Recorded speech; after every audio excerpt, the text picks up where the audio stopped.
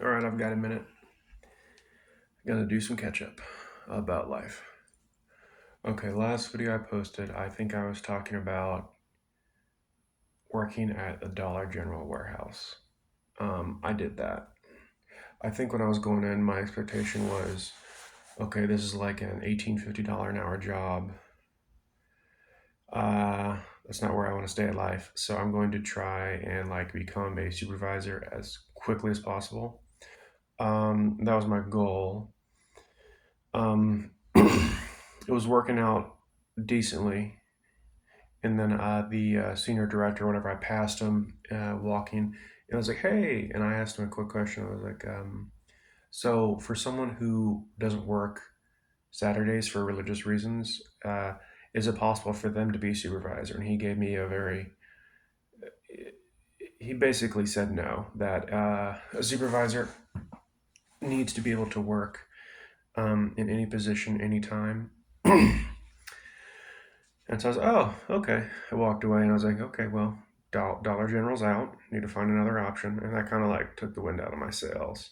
But then I was talking to another lady who doesn't work Saturdays for religious reasons, and they told her, and she'd been there a few years, and she was like a valuable employee. She was nice, outgoing. She did a good job. She could work in several different positions, and they told her she would they would make her a supervisor, and she wouldn't have to work Saturdays. So it would work out eventually. I just have to stay in like a 18, 50, $19 an hour job for a couple years, which I wasn't really willing to do. So I left. Um, so now we're going from software company as a business analyst making $87,000, 87,400, I think, something like that, to being a waiter, maybe averaging $12 to $15 an hour, to Dollar General warehouse making 18.50, then $19 an hour. And I was like, okay, this isn't going to work out long term, I think, over the next few years. So I left. What do I do next? What I'm doing right now? I did a bunch of research. I believe I was making an informed decision. Maybe I was just making I was watching all these videos on how to be a handyman and how to make $100,000 a year. Mm, Watching several different guys on YouTube. And so that's just what I filled my brain up with. And so it's like I was feeding myself I was selecting my own propaganda and feeding it to myself constantly. And it worked. I was like, okay, so I'm going to do this. I'm going to be a handyman. Um, and I had a bit of money saved. So I talked to my wife, and she knew I wasn't happy. I wasn't content where I was at. So she gave me the green light to quit and just do this experiment. I didn't have any work left. Honestly, I just quit with zero work lined up, no income lined up, because I don't have patience. But yeah, I spent the first week like just figuring things out, making my website, figuring out how to do things, researching how to do things. Um, like planning and strategizing. Like, okay, if I want to do interior painting, if I want to do drywall repair, if I want to do like minor plumbing, minor electrical repair, toilet, shower, diagnosis, repair, I need to figure out how to do all that. I need the skills and tools to do that. So I researched all that, figured out how to do those things. Got a few tools because I didn't want to buy a bunch of stuff that I wasn't going to use for like 3, 4 months. That's what I did the first week. Got the website up. Started making Craigslist ads, and yeah, just went off from there. And I had time. I was going to use my savings to buy me time, and that's what I have been doing. Um, I didn't really get any. Well, to conclude early, it's kind of working out. The handyman thing is. Uh, I had these guys on YouTube. They were like, "Yeah, I made Craigslist ads for like $5, advertise myself that I can do stuff," and then I started getting calls. So I made Craigslist ads, didn't get any calls. Um, Granted, I didn't have any photos at the time, and I didn't have a website at the time, so my Craigslist ads weren't great. I think the texting was decent. It was definitely better than some of the other stuff I saw. I put some work into my wording and text phrasing, but didn't get any calls from the Craigslist ads. But people were posting in like the gigs sub section, labor section. They were asking for help. I need help with flashing. I need um, what was the other ones that worked out? Yeah, flashing and a few minor other things in one of these rentals I own. There's some others that aren't coming to mind right now, but so I applied to like every one that I knew I could do, which wasn't too many, maybe like 2, 3 a week.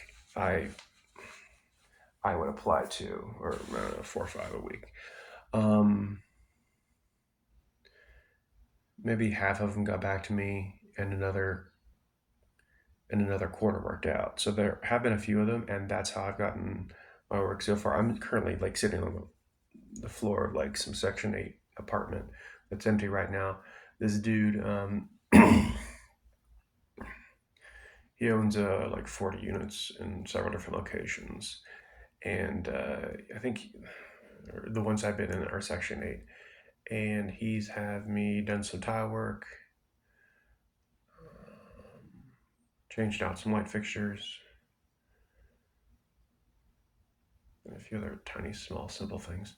But yeah, so I developed this business relationship with this guy, and it's worked out. I did that, way underpriced myself. Pricing is just a pain. You don't know how to figure it out because you're inefficient. It's like, should I charge what everyone's charging, but I'm inefficient? So should I lower my rate? And then I excelled out all of my overhead taxes, and I was like, what did I say? Like if I charge $35 an hour, I could make about 20ish. That's like early days. That's not considering all overhead. I didn't have as much overhead at the beginning. I still don't, because I'm not throwing a bunch of money into marketing, and I'm not spending as much on gas and a few other things. Where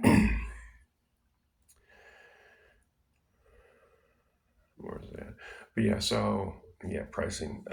It's I think I'm supposed to charge like 50, $60 an hour, but I don't feel justified doing that. But this dude who I've been working with, so I do work in this apartment I'm sitting in like a week or two ago, and then yesterday he called me, like one of his some piece of drywall fell from the ceiling in one of his other apartments, and so he's like, "Hey, I need urgent help to put this thing back up and just put joint compound around it, seal it up, and paint it." And I didn't have any work. That was yesterday, Thursday. I was like, "Yeah, man." So I met up with him at 3, and then I left that place at 8:30. I think I'm only gonna charge him that. So I worked 5.5 hours yesterday for that place, but I think I'm only gonna charge him for like 7 hours because I'm no. I worked 5.5, so I think I'm only gonna charge him for like 4 hours because I think I added joint compound to this sheet of drywall really inefficiently. I was being too OCD, but anyway, so I think I'm gonna cut some time off or lower my hourly rate because I wasn't too efficient. And then I came back here to this other apartment to fix a little bit of water damage on some drywall. So it's been working out so far. I've given a few quotes to people who haven't gotten back to me, but that's okay. Um, in general, I'm happy that I'm content that I've done this. It has a lot, I mean, potentially huge upside. If I want to like get a couple years experience knowing how to do everything and hire a dude or a couple, that's in the time. That's in the future when I know what I'm doing. So it has a lot of potential. Currently, it's paying the bills right now. I think my wife making like 14.50 an hour is making might be making more than me. I don't know. It's really close. I haven't done the numbers. Um, Setting up, yeah, I setting up a bank account and getting some free accounting software Yeah, I'm not. I've invested a lot of money, a lot of money, maybe like a grand, overall into like this business, just in everything, and so it's profitable. It's barely profitable right now, but I've only been doing it a little bit. Um, I'm mainly doing gutter jobs actually. That was another Craigslist ad. That's been the bulk of my work and income. Those are working out okay. If I just did those every day, it'd be good money. But it's only like 15 to 20 hours a week worth of work. But if I do four gutter jobs a day, that's like somewhere around $350 for those four gutter jobs because they average like 80 a pop. So what is that? That's 320. If they all average, about 320, we'll say on average. But I only do like 10 gutter jobs a week, so that's $800. Uh, but yeah, my wife brings home like 560 or something, but that's after tax to her, and then my 800 is gross. So I've got to take out all the taxes, and I think with taxes I only keep like 72% of revenue, but after all taxes and overhead, I think I only keep 58% according to this Excel. But the taxes are correct with overhead. It has just a bunch of assumptions, and I'm not paying some overhead. Like I've got like $200 or $300 worth of marketing costs each month for my overhead, and I'm not using that at all currently. That's another thing, getting Google Ads going. So yeah, it's working out so far. I'm content with it right now. There are things I definitely need to improve on. Definitely need to improve on marketing, getting more work. But much more happy to do on this. I would much rather be doing this than driving this single person forklift at Dollar General, or being a BA, business analyst at the software company, dealing with miscommunications and difficult people. Yeah, having autonomy is really nice. Right now, I. It's about this drywall patch is dried, so I could be putting some paint on this thing, but I'm not. I mean, that'd be the productive thing to do. But it's like I can just chill out and make a video like this that potentially no one will watch. So, but that's okay. It's for me mostly. Autonomy is important. It is freedom, which is important. Um, Kind of a sense of adventure is important to me too. Like this is risky and potentially, well, very scary for my wife. For me, it's stressful, not necessarily scary. It's like a huge adventure to me. It's like, yeah, going into the unknown. And but I did my research, and I know that if you follow a specific formula, or you do certain things at certain times, you will be successful. If like there's a certain equation you need to follow. You need the skills, you need some experience, you need the tools, you need the marketing, you need to be a, a, a decent person who's not a jerk, and you'll get work. Add time and consistency, persistence, a constant effort into like reaching out to people, and you will get work. um, so I was aware of that, and right now it's working out. I'm screwing off a little bit too much as far as not reaching out to people, but yeah, it's working out. I'm happy I did it, but I need to grow a lot more, get more experience.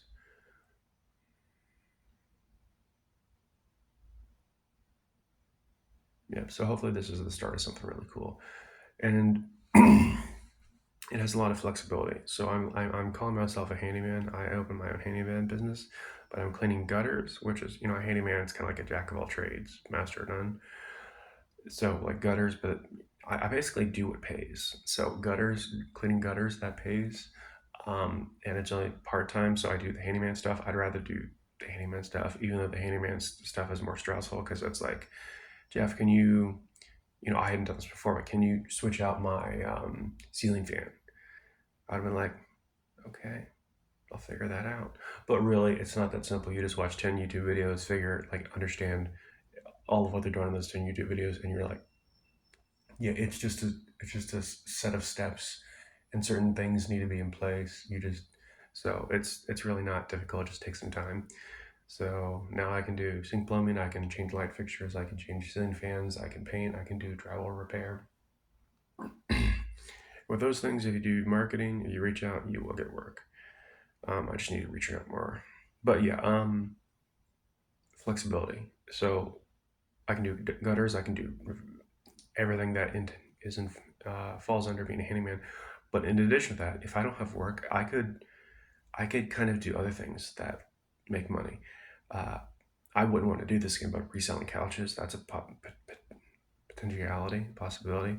I wouldn't want to do that, but it's like another option. So it's I can kind of bob weave into like different areas.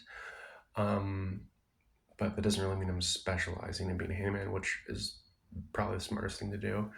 But it's like if there's like some huge opportunity or some market changes somehow and like all of a sudden recycling metal becomes super profitable, I have the autonomy to like do that, even though being a handyman probably is where it's where the money's at. Setting your own schedule. So yeah, I think that's all I wanted to say. I'm gonna go in here and put some paint on this drywall and this water damaged spot and get out of here and then do some more drywall repair.